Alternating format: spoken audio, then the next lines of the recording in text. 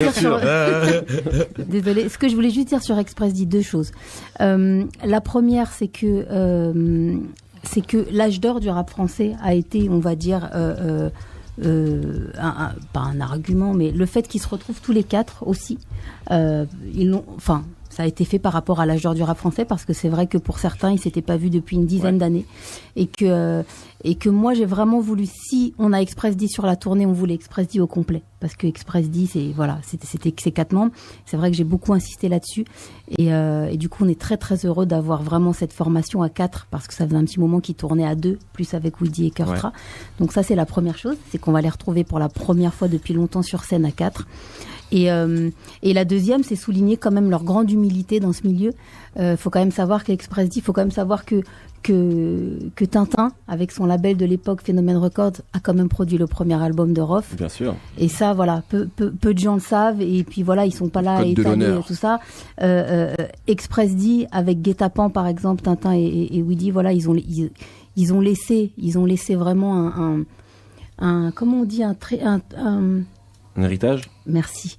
Un héritage musical, et même après avec Le Bout du Monde, et même avec le premier, Mon esprit part en couille, qui est le seul morceau de rap qu'on entend dans La haine. Enfin, toutes ces choses-là qui sont pas assez dites, je trouvais important de les souligner ce soir. Voilà, ils sont très humbles, donc ils vont pas le dire. Non, mais en fait, le truc il est simple. Ça veut dire que moi j'estime, et je pense que tout le groupe on pense comme ça. C'est-à-dire que nous c'est pas le but d'apparaître ou que les gens ils disent ceci ou cela.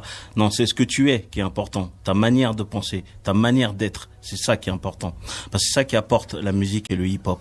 C'est ça qui l'a porté jusqu'à aujourd'hui. Même si aujourd'hui les gens continuent le hip-hop, parce que beaucoup de personnes l'ont porté avec cet esprit-là. Si maintenant tu commences à dire ouais, on doit parler de moi parce que j'ai fait ceci, parce que t'as fait cela, bah plein de choses ont fait des choses avant toi et ils ont peut-être pas raconté autant, tu vois. Donc ferme ta bouche, fais, et ça se verra après. Et tu sais, pour rebondir sur ce que tu disais sur le fait que Tintin ait produit le premier album de Rof, souvent les jeunes, je parle avec eux, ils me disent ouais, mais c'est vous avez déconné, comment ça se fait que vous avez pas monté des structures, comment ça se fait que vous avez pas fait des trucs comme ça. Ben j'ai envie de leur dire à ces jeunes, c'est vrai qu'on a essayé quoi, on a essayé, et il y a des artistes qui n'ont pas été très réglo, tu vois. Je pense que si Rof serait resté dans Phénomène Records, aujourd'hui, je pense qu'on parlerait de Phénomène Records encore.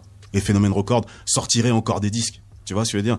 Et je pense que Phénomène Records était bien parti pour produire des grands artistes. Tu vois? Quand tu arrives à produire un gars comme ça, et que tu arrives à en faire ce que tu en as fait. Mais c'est ça, le gros souci. C'est le gros souci en France par rapport aux États-Unis. Il y a des choses qu'on appelle le tribute. C'est des actions en rappel de choses qui ont été faites.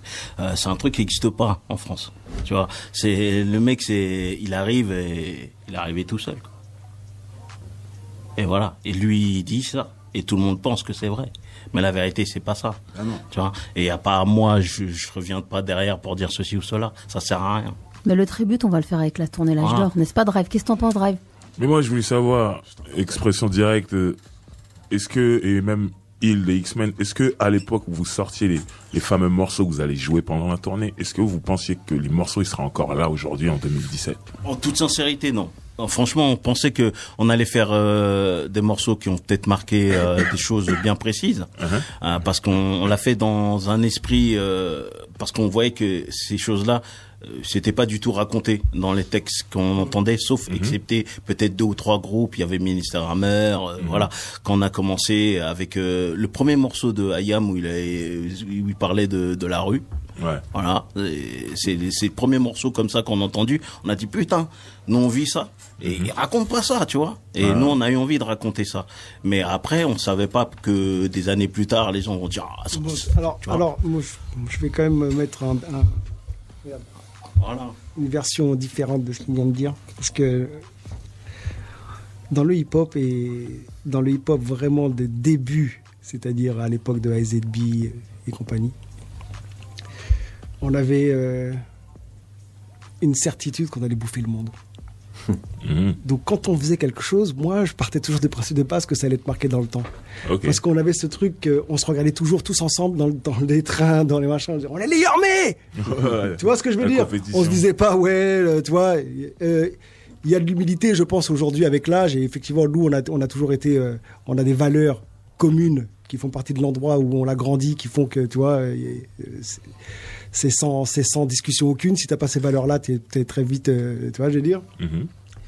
Et mais malgré tout, il y a un côté humble et de l'autre côté, pec gonflé à mort en disant on est les Yormais, quoi. Tu vois ce que je veux dire? C'est le challenge dans le hip-hop. Si d'un seul coup tu viens là et que tu dois faire un truc sur scène, ou même l'âge d'or. La question c'était pas même ça. l'âge d'or sur scène, les gens ils vont vouloir être les Yormais, les uns derrière les autres. Tu vois ce que je veux dire? Donc il y aura l'humilité qui fait que tout le monde va kiffer voir les autres se